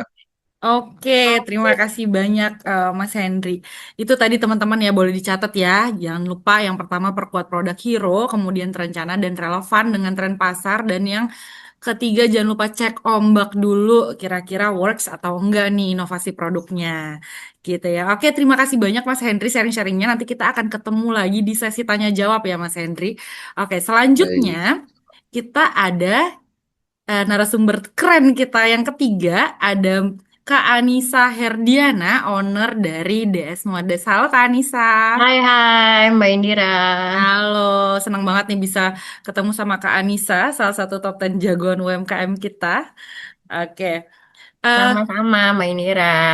Oke, boleh mungkin Kak Anissa, kan apa namanya DS Modus tuh udah dapet rekor muri, terus jadi sepertinya inovasinya seru banget gitu ya yang ada di DS Modus gitu. Boleh mungkin diceritakan ya perjalanannya Kak Anissa bersama DS Modus itu dari awal sampai akhir sampai sekarang nih, eh, Nah, kira-kira gimana sih? ya, oke. Jadi memang awalnya Desmodus ini berangkatnya dari bisnis konveksi dulu nih, Mbak Indira. Jadi memang konveksi punya keluarga. Jadi kita purely kita produksi bukan untuk brand sendiri. Jadi macam-macam lah kita handle order corporate buat seragam dan lain-lain. Terus kemudian di 2016 itu kita melihat waktu itu memang momentumnya tren industri modis nasional tuh lagi mulai menggeliat-menggeliatnya tuh. Jadi akhirnya kita putuskan untuk buat brand Desmodus. Yang mana sebetulnya produk assortmentnya DS Modest itu juga meliputi apparel ya, jadi ada baju, kemudian aksesoris, hijab, tapi kebetulan yang cukup dikenal untuk inovasinya adalah produk alat ibadah kita, mukena, sajadah, sarung yang sudah mendapatkan rekor muri untuk terkecil di Indonesia. Nah, sama seperti Pak Henry tadi dari 3 Second, sebetulnya awalnya Desmodus itu juga kita distribution channelnya tuh pure offline. Kita distribute ke retail-retail store offline di daerah dan sudah cukup nyaman gitu ya pra pandemi. Kemudian ternyata di pandemi kita dalam tanda kutip dipaksa untuk harus pivot ke online. Nah, di 2020 kita tuh udah onboarding di Shopee sebetulnya dari 2018, tapi mulai seriusnya itu di 2020. Karena memang waktu itu keadaan juga lagi pandemik gitu ya, kita harus cari another source of revenue. Malah dapat momentum justru pada saat pandemi. Ternyata orang-orang strangely jadi punya awareness gitu ya dan kesadaran untuk punya barang-barang yang tidak di-share sama orang lain gitu. Mungkin karena faktor higien dan lain-lain. Dan itu uh, akhirnya mengantarkan kita untuk ke produk-produk inovasi kita di alat ibadah gitu, Mbak Indira. Oke, keren banget ya. Udah berapa kali nih dapat rekor muri? 3 kali berarti 3 ya kali Kak ya, Anissa jadi ya. mukena, sajadah, dan yang terakhir sarung. Oke, mukena Gitu. sajadah dan sarung. Mm-mm. Terkecil ya berarti ya. Terkecil, betul, Oke, Mbak Indira. itu berarti untuk dibawa traveling gitu ya Kak Mm-mm. Anissa ya. Nah, Yes. eh, dengan meraih rekor muri 3 kali dari inovasi-inovasi yang dilakukan sama DS Modes, itu Mm-mm. dapat idenya dari mana sih Kak Anissa? Dapat idenya sebetulnya kita melihat problem aja gitu. Oke. Karena kebetulan aku dan keluarga itu cukup seneng traveling, kita seneng jalan-jalan gitu. Dan pada waktu itu, jadi inovasi pertama kita yang dapat rekor muni adalah mukena awalnya, Mindira. Hmm, Dulu tuh mukena semua mukena yang tradisional, yang bulky, gede gitu kan. Sedangkan eh, masuk di handbag atau tote bag cewek lah, isi tasnya kok mukena doang nih, nggak bisa dibuat yang benar-benar. lain-lain gitu. Sebenarnya dari melihat masalah sih gitu. Jangan Oke. sampai dan juga niat bahwa jangan sampai orang ini jadi males atau lupa beribadah cuman gara-gara dia malas bawa barang yang terlalu bulky gitu. Gitu sih main dia. Benar. Keren banget. Jadi idenya sebenarnya muncul dari sebuah masalah ya. Masalah, Jadi iya, ingin memecahkan suatu masalah gitu ya, memberikan betul. solusi gitu ya. Oke. Mm-mm. Kemudian pada saat ini kan ada masalah nih, terus kemudian dari Mm-mm. Desmodes langsung muncullah ide untuk berinovasi bikin yang travel size yang terkecil gitu. Mm-mm. Nah, pada saat membuat inovasi tersebut, pasti kan ada tantangan yang muncul gitu kan ya. Itu Mm-mm. gimana sih kira-kira Desmodes menyikapi tantangan yang muncul pada saat akan berinovasi gitu? Oke, yang pertama itu mungkin tantangan seperti yang tadi Pak Hendri sampaikan itu dari tim juga ya. Kadang-kadang tim itu kalau udah punya hero produk, udah punya winning produk, merasa nyaman, kita nggak usah harus ngapa-ngapain, produk fashion tuh pasti ada yang beli. Itu cukup challenging untuk merubah mindset tim bahwa even though kita ini sebenarnya ada di industri fashion, itu inovasi itu justru bisa jadi pembeda, justru bisa jadi diferensiasi kita. Jadi gimana kita melihat pengembangan produk itu dari kacamata inovasi dan dari kacamata bagaimana kita bisa ngasih solusi untuk masalah-masalah customer. Itu mindset dulu yang cukup challenging gitu ya. Jadi tidak semata-mata hanya melihat tren atau riding the wave, tapi juga belajar untuk mengenali opportunity gitu Mbak Indira. Terus kemudian yang kedua tentunya kita pasti ada was-was ya. Wah kalau kita udah bikin produk inovasi, apalagi sesuatu yang benar-benar baru, mungkin di market belum pernah ada dari segi bahan atau mungkin kita infuse dengan teknologi atau chemical tertentu, laku nggak nih gitu ya di market gitu. Nah itu juga tantangan kita mencari cara-cara untuk tes market dulu dengan resources yang kita punya awalnya gitu ya, bagaimana memastikan produk market fit itu gitu. Oke. Nah, setelah jadi nih apa namanya produk inovasinya, boleh Mm-mm. dong kasih mungkin bocoran sedikit nih strateginya Desmodes Mm-mm. supaya produk yang baru ini, yang baru Ya, diinovasi ini tuh diterima sama market, diterima sama pasar gitu. oke. Boleh dong Ini bocorannya. aku berbicara dari pengalaman dan yang kita lakukan aja ya, Mbak Oke. Indira. Yang Ya. pertama, kita pertama jual dalam limited quantity dulu. Jadi limited quantity drop untuk tes pasar, ini kan modal produksinya mungkin nggak terlalu besar ya, dan resiko juga lebih kecil. Jikalau nanti misalnya amit-amit tidak diterima oleh pasar, kita nggak ada masalah di stok yang mandek gitu.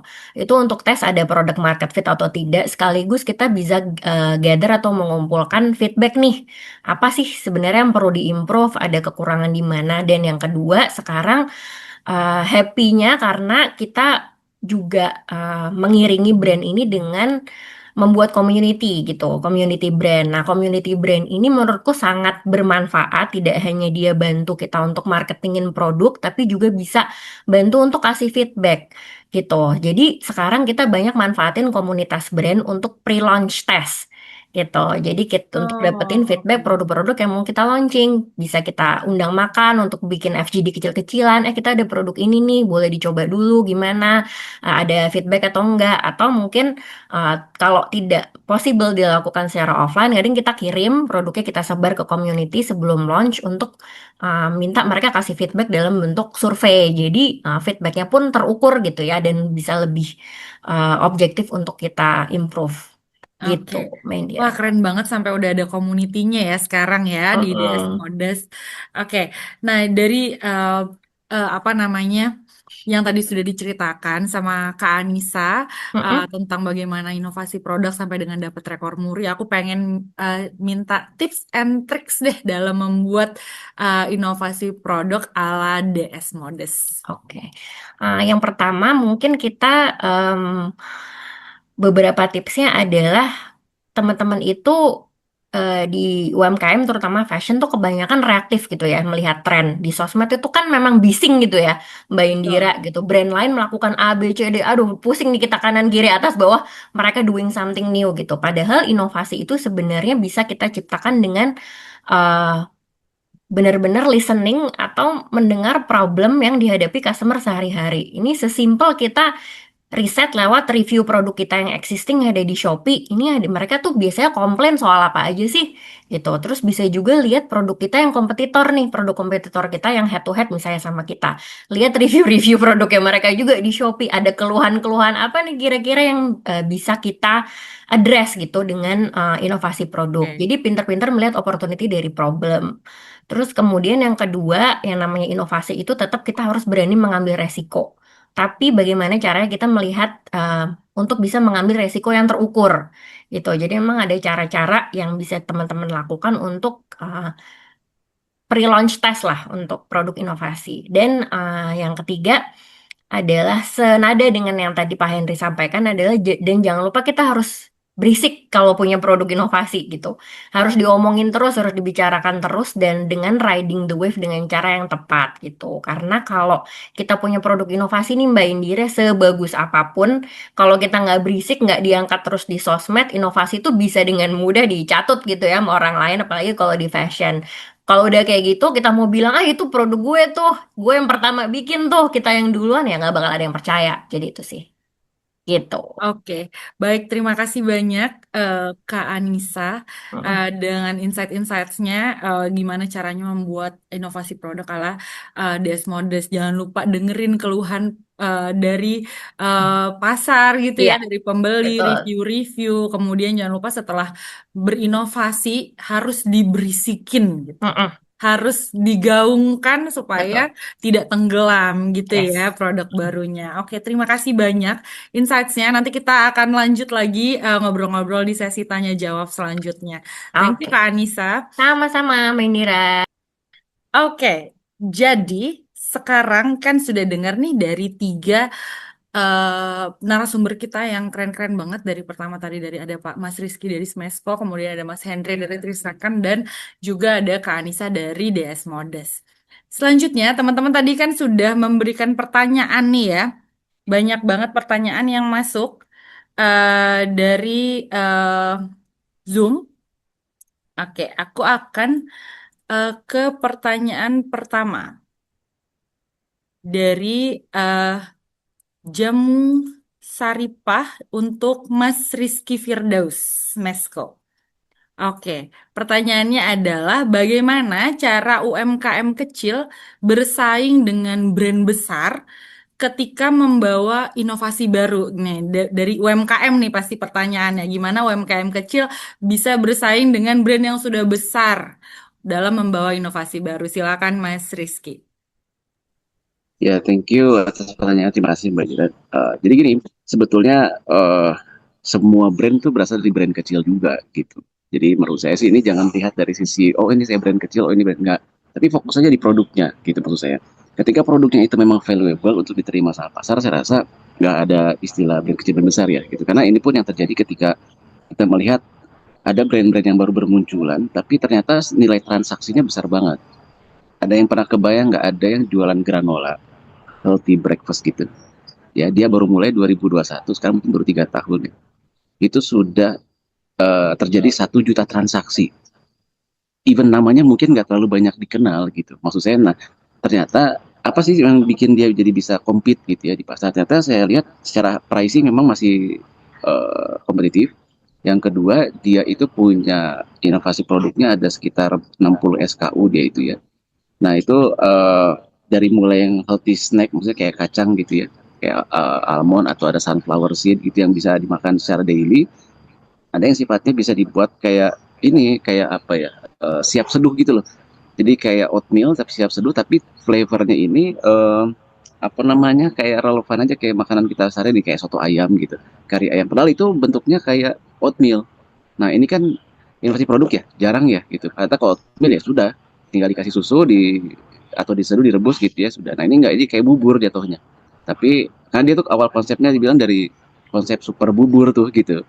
Nah, ternyata hal itu bisa diterima di pasar. Maksud saya adalah gini, fokus aja ke produknya gitu, pastikan produknya memang berkualitas. Nah, nanti tinggal cara bersaingnya bagaimana, tentunya dengan distribusi channel yang memang punya diferensiasi gitu ya dengan brand besar. Karena saya yakin, oh brand besar itu pasti dia sudah terbentuk channel distribusi yang pakemnya itu ya dia masuk ke retail, dia masuk juga ke online dan distributor besar misalkan seperti itu. Namun ternyata ketika let's say produknya memang diterima gitu ya, meskipun tadi belum banyak channel distribusi seperti brand-brand besar, saya rasa itu pelan-pelan akan bertahap bisa naik ya.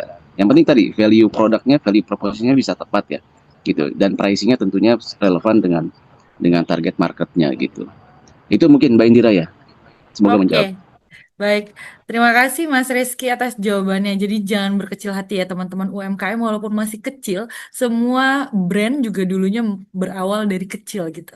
Jadi jangan takut untuk berinovasi, yang penting yakin sama produknya. Oke, yang kedua ada pertanyaan dari Sabil Host. Ini pertanyaannya untuk Mas Henry. Bagaimana memahami bahwa produk lama dapat menjadi inovasi baru, produk yang lama. Jadi memahami bahwa produk lama dapat menjadi inovasi baru. Silakan Mas Henry. Ya, ya, itu pentingnya data ya. Jadi kita harus selalu buka data, lihat data.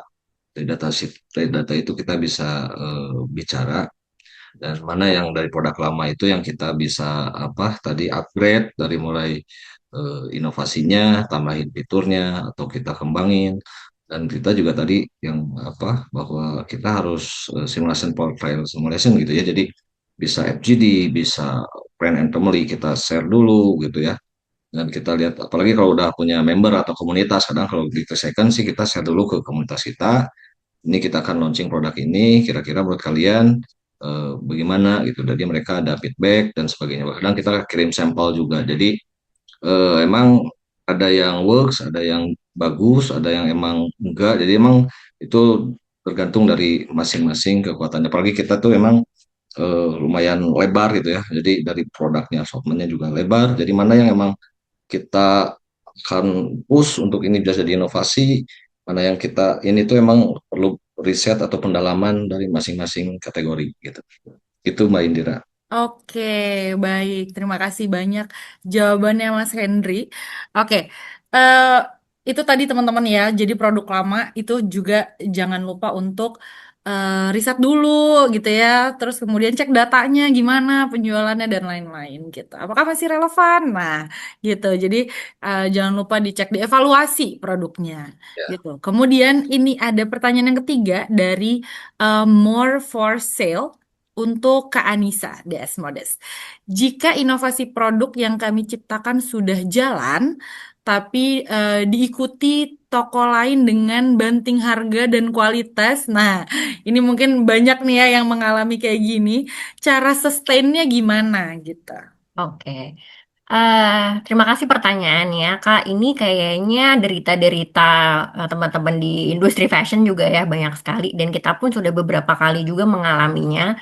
Nggak usah nunggu lama-lama, kadang kita launching apa 2 bulan 3 bulan udah ada lagi yang baru gitu dengan harga yang luar biasa jauh. Jadi kalau dari kami, itulah pentingnya kita itu memikirkan branding ya, Mbak Indira gitu, karena branding itulah yang bisa membentuk value perception. Jadi orang punya kemauan untuk membayar lebih karena mengerti dan paham dengan value-nya gitu. Nah, kalau misalnya sebenarnya itu semua pilihan ya, nggak semua teman-teman harus memikirkan branding gitu. Tapi jika tidak ingin terus-terusan kelelahan dengan perang harga dan kompetisi persaingan yang seperti itu, memang branding itu harus jadi sesuatu yang dipikirkan. Jadi ketika kita udah punya branding yang kuat, kita bangun community yang loyal juga. Jadi produk is one thing but it's not everything gitu. Jadi kita bisa menambahkan value-value lain ke dalam produk kita lewat brand-brand value dan benefit-benefit intrinsik lain di luar produk yang bisa kita tawarkan ke customer.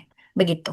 Ini. Oke, baik. Jadi brandingnya juga harus sejalan ya dengan Ya. inovasinya gitu. Jadi eh, dari pembeli juga kalau misalkan brandingnya sudah kuat, mereka sudah punya kepercayaan gitu ya.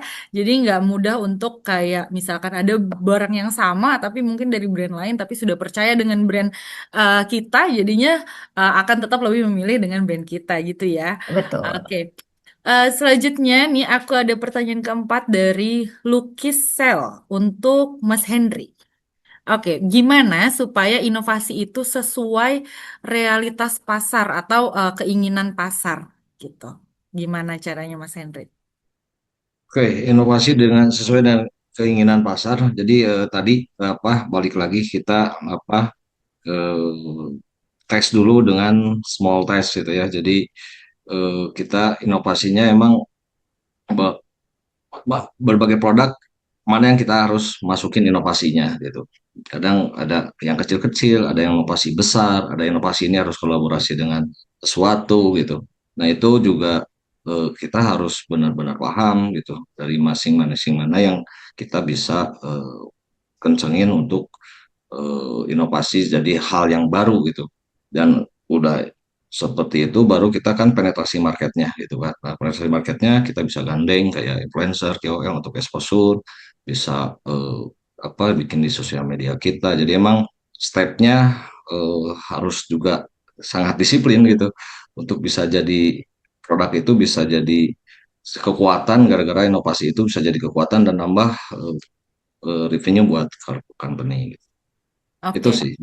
Baik, terima kasih Mas Henry. Jangan lupa dicatat tadi tuh sebenarnya udah ada di tips and tricksnya Mas Henry tadi tuh ya. Jangan lupa cek ombak gitu ya. Jangan lupa untuk digaungkan itu tadi eh, teman-teman bisa terapkan saran-saran dan tips-tips Iya, dari Mas Henry dan Kak Anissa betul. tadi gitu. Yang jelas Ah, aja kualitasnya jangan turun, kualitas mandatori. betul, Jadi kualitasnya udah mandatori lah, udah jangan sampai benar. ngomong lagi. Jadi Harus kualitasnya udah benerin ya, mandatori, benerin benar. Kalau kualitas itu udah jangan produknya. diungkat. Nah, jadi value creation-nya atau value produknya untuk nambah dari yang existing bisa lebih value-nya Oke, dirasakan oleh konsumen langsung, dirasakan oleh konsumen. Nah, konsumen kan beda-beda. Nah, itu yang benar-benar. harus benar-benar pandai-pandai memilih produk, pandai-pandai melihat data, pandai-pandai menyusun strategi, planning dan sebagainya.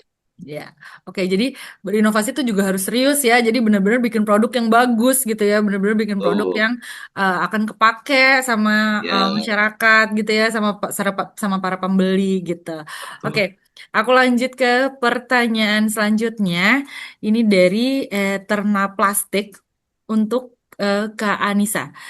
Strategi dan inovasi produk apa yang dapat dilakukan agar bisa bersaing di pasar nasional dan mungkin internasional kali ya. Jadi coba boleh silakan Kak Anissa. Oke, mungkin di sini aku karena belum tahu industrinya teman-teman ya, mungkin untuk industri yang berbeda maka jawabannya akan berbeda juga. Tapi eh, gini, mungkin untuk di industri fashion aku bisa kasih beberapa ide gitu ya, bahwa ya inovasi itu seperti sesuatu hal yang grande, tapi sebenarnya teman-teman bisa mulai dari yang kecil-kecil dulu, dari yang mikro dulu gitu. Yang saat ini mungkin dilakukan bisa dari bahkan untuk fashion tuh bisa menghadirkan inovasi tuh lewat fungsi juga dan teknologi. Misalnya fungsi itu seperti dari kita bikin produk yang compact, ringan, gampang dibawa, itu juga udah inovasi. Dari segi bahan, ada easy care, breathable, dan lain-lain itu juga bisa. Dan khususnya untuk di pasar global, inovasi bahan itu sangat penting juga ya Mbak Indira, karena pasar-pasar tertentu, terutama di Asia Timur dan Eropa tuh mereka cukup concern dengan bahan gitu, apakah itu Oke. environmental friendly dan sustainable atau enggak. Kemudian dari desain yang fungsional, contohnya seperti kita pernah bikin celana work pants yang tidak perlu dipotong, jadi adjustable length. Jadi untuk teman-teman yang petit itu tinggal dilipat terus diklik dan mereka bisa pakai. Jadi hal-hal yang simple seperti itu. Kemudian misalnya dari packaging, teman-teman yang jual hijab, kalau misalnya hijabnya yang sedikit premium itu gimana sih caranya packaging hijab itu nggak kebuang, bisa jadi tetap kepake gitu di dui fungsi. Pouchnya misalnya habis itu bisa dipakai untuk jadi makeup pouch atau misalnya buat gifting juga masih bagus juga. Nah, seperti itu. Kalau dari aku seperti itu, Mbak Indira. Oke, baik. Makasih Kak Anissa. Jadi inovasinya tuh juga harus yang useful banget ya, ngelihat dari kebutuhan-kebutuhan marketnya juga. Oke, ini ada pertanyaan-pertanyaan dari Zoom lagi nih. Selanjutnya dari Azalia Susanto buat Mas Rizky. Untuk inovasi produk itu dibuat seasonal atau tetap sesional atau tetap dijual terus-menerus. Oh, seasonal kali ya maksudnya ya. Inovasi produk itu harus dibuat seasonal atau tetap dijual terus-menerus, Pak. Atau sebaiknya keduanya ada. Jadi dia produknya adalah olahan dimsum. Boleh coba mungkin Mas Rizky boleh kasih saran? Oke, baik, terima kasih. Tentunya gini, apalagi ini F&B ya. Jadi memang momentum itu sangat berpengaruh sekali gitu. Jadi saya rasa begini, kalau misalkan brandnya itu sudah punya signature item ya, ini memang saya banget nih gitu. Itu baiknya memang nggak usah dirubah-rubah gitu, karena itu yang menjadi hero produknya kan. Nah, untuk menunjang sales yang tentunya kan naik turun ya, manfaatkan momentum tadi dengan berinovasi produk. Misalkan tadi kayak misalkan ada momentum Lebaran, ada momentum apa akhir tahun ini gitu ya, buatkan misalkan Christmas edition dimsumnya misalkan gitu ya. Atau bahkan sebenarnya nggak harus di sisi dimsumnya yang berubah, packagingnya aja dibikin kayak semacam gift hampers untuk misalkan ya, untuk edisi akhir tahun itu juga bisa jadi satu inovasi gitu. Jadi maksud saya inovasi tentu penting gitu, seasonal tentunya perlu dimanfaatkan karena itu akan menunjang sales. Namun kalau misalkan tadi sudah punya hero product yang menjadi signature, ya sudah itu akan harus tetap dijaga gitu maksud saya. Jadi nggak usah dibuat yang terlalu bervariasi, namun tetap dikenal, tetap relevan. Thank you, Mbak. Oke, baik. Makasih Mas Rizky. Jadi gitu ya teman-teman, yang namanya inovasi produk itu belum tentu harus produk baru terus gitu ya. Bisa jadi dalam bentuk packagingnya gitu, dalam pengemasannya, memanfaatkan season-season tertentu atau hari-hari besar tertentu. Oke, lanjut lagi. Masih ada dua pertanyaan lagi. Ya, oke. Ini yang selanjutnya adalah dari Arif Firdaus buat Mas Henry. Agak panjang nih. Bagi kami pelaku UMKM yang sedang merintis, apa langkah yang paling krusial yang dilakukan oleh Trisecond dalam fase transisi dari toko offline ke online, khususnya dalam hal inovasi produk dan adaptasi digital, dan bagaimana UMKM bisa meniru strategi tersebut secara realistis dengan sumber daya terbatas. Nah, mudah-mudahan dapat ya, agak panjang Mas Ya, pertanyaannya. ya, ya, tentunya apa dulu kita switch gitu ya, bukan switch ya. Jadi kita sekarang juga offline masih running, online-nya running, dua-duanya harus bagus gitu intinya gitu. Jadi emang transisi itu model retail is detail. Jadi model bisnis offline dengan online tuh emang berbeda gitu ya dari cara promosinya, digital marketingnya. Jadi emang kita harus selalu belajar. Istilahnya sih harus belajar, udah gitu kita sih emang produk kita ada dibedakan. Jadi tidak 100% sama antara offline online karena emang ada market yang berbeda. Ada di sana juga dari harga juga ada sedikit harus kita mainin di online itu kan. Ada ikutin harus submissionnya program-program dari ini kalau tidak kita jago memanage itu nanti komplain gitu ya. Jadi kita bedain kurang lebih sekarang 30% itu beda antara offline dan online. Yang emang yang online ini kita build untuk produk hero-nya di online, yang emang di offline tidak ada. Nah itu juga kita olah sedemikian rupa dari variannya, dari mana yang kita selalu ngeliatin data yang lagi tren di online, kita bikin, kita rilis, kita juga bikin konten khusus online yang emang beda di offline. Nah itu emang reportnya cukup harus kita dengan tim harus sama-sama jalan gitu ya. Jadi itu sih transisinya. Tapi kalau kita udah ketemu, udah works itu bola salju biasanya menggelinding gitu. Jadi bola salju itu yang kita harus pertahankan dengan selalu inovasi gitu. Jadi fundamennya itu yang kata harus jaga tuh kalau tiada inovasi ada inovasi tak henti gitu. Kalau gak inovasi sama sekali ya udah pasti itu mati. Perlahan perlahan turun brandnya makin nggak dikenal akhirnya brandnya mati gitu. Jadi eh, ya tidak semua bisa bertahan, yang terus belajar dan terus inovasi yang akan terus maju dan bertahan gitu sih Mbak kurang Oke, lebihnya ya. baik, terima kasih Mas Henry. Itu tadi Hmm, apa namanya insights-nya ya. Jadi memang ada diferensiasi antara produk di online dan di offline, termasuk juga dengan promosinya, strategi promosinya di online dan di offline juga pastinya beda gitu ya. Jadi memang harus disesuaikan dengan market masing-masing, market di online dan market di offline gitu, supaya dua-duanya jalan, dua-duanya bagus gitu ya Mas Henry ya. so, jadi harus product fit gitu kan, product fit terhadap market fit. Jadi emang itulah ada custom di dalam internal kita yang emang ini pitnya di sini, pitnya di platform ini, pitnya di toko offline ini, pitnya di Shopee gitu. Jadi emang itu Oke. juga kita harus kuasai ya, harus by data itu terus Iya, belajar. betul. Berarti itu harus dievaluasi terus ya. Jadi di Itu setiap direview terus. platform, di setiap apa namanya channel penjualan gitu ya. Jadi harus Betul. dievaluasi terus gimana yang mana produk hero-nya, mana promosi yang works di online, mana yang di offline, mana yang di platform ini. Jadi gitu ya. Sekarang tuh kan udah omni channel ya. Kadang orang nyoba di offline, belinya di online karena banyak promonya. Benar. Terus juga Karena banyak itulah diskonnya.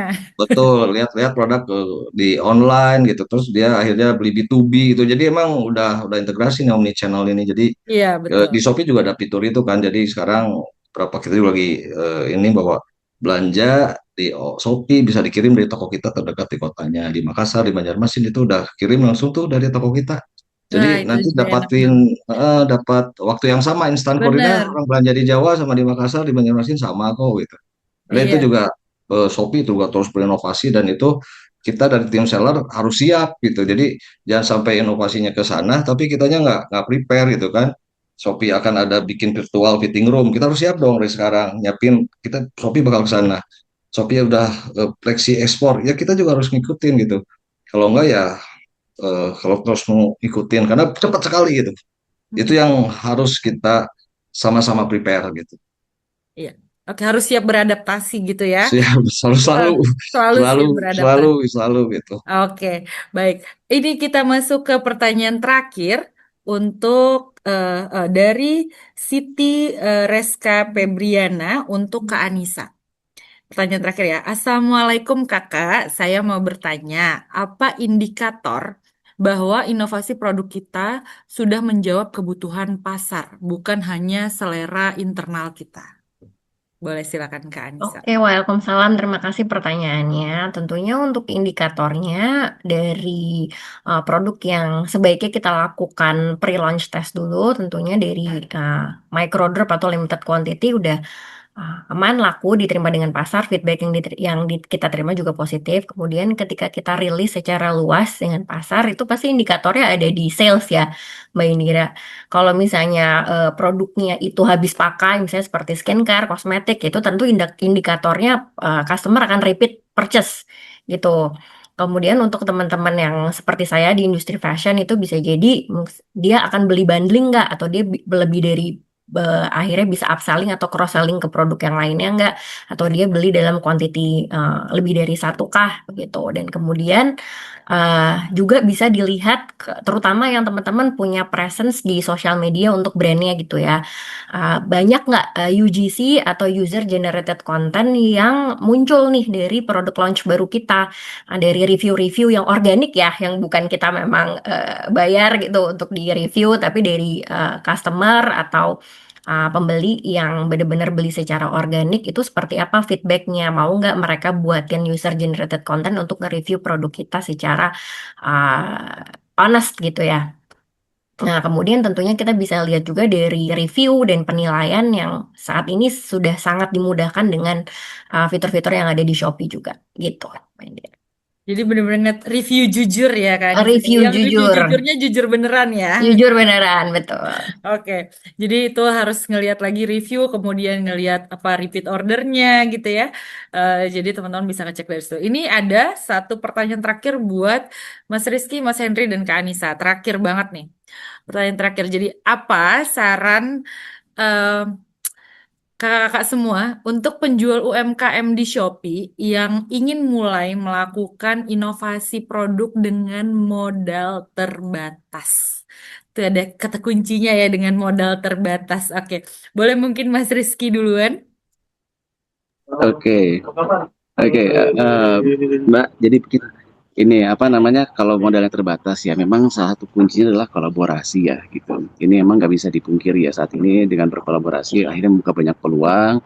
eh, Bisa juga menjadi ada ide-ide baru gitu ya. Karena kenapa? Dengan membuka diskusi dengan bermitra dengan siapapun itu ternyata ada bisnis model yang mungkin inovasi produk yang nggak terpikirkan sebelumnya, namun bisa akhirnya terpikirkan. Yang kedua, secara cost benefitnya menurut saya akan menjadi lebih ringan ya, instead of kita bisa spending sendiri gitu dengan berkolaborasi dengan tadi dengan IP lokal bahkan gitu ya, atau bahkan lagi dengan partner-partner lain yang memang sekiranya bisa cross value, ini menurut saya bisa menjadi solusi terbaik ya saat ini. Mungkin itu. Terima kasih. Oke, baik. Terima kasih banyak Mas Rizky. Boleh selanjutnya Mas Henry mungkin boleh kasih sarannya untuk para Ya. UMKM dengan modal terbatas?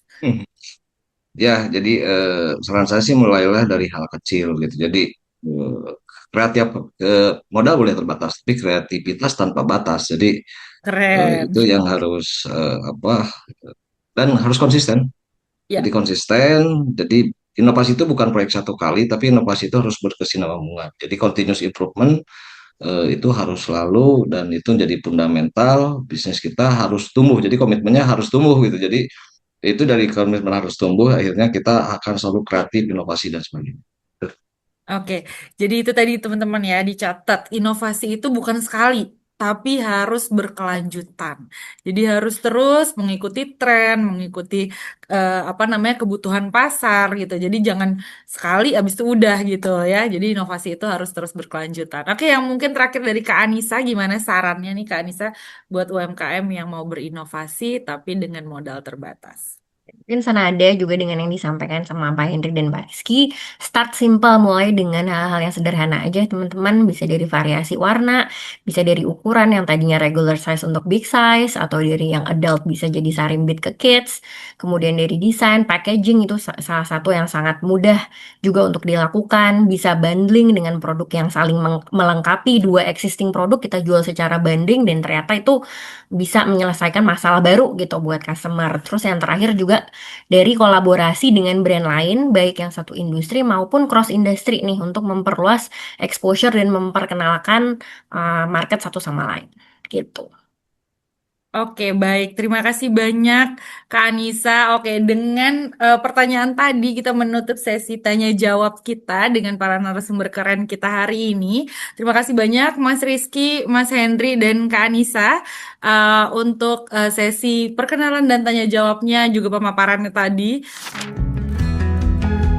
Sejak berdiri dari tahun 2021, kampus UMKM Shopee hadir dengan satu tujuan, memperluas akses edukasi digital bagi pelaku usaha UMKM di seluruh Indonesia. Kami percaya ketika UMKM punya akses pada ilmu dan teknologi, mereka bisa berkembang lebih cepat, membuka akses pasar lebih luas, bahkan menembus pasar dunia. Saat ini jumlah UMKM kita sudah lebih dari 57 juta ya, dan sudah kurang lebih 25 juta sudah onboarding di berbagai platform e-commerce di Indonesia. Untuk itu, kami sangat mengapresiasi upaya yang dilakukan oleh Shopee yang secara konsisten mendampingi teman-teman UMKM, baik kemarin secara offline maupun sekarang sudah dimulai ada kelas online-nya. Di tahun 2024 itu saya mulai buka toko di Shopee. Nah, ketika itu saya bingung bagaimana dunia digital marketing ini gitu. Kemudian saya iseng ikutan kampus UMKM Shopee. Jujur awalnya iseng, tapi habis itu saya merasa terarah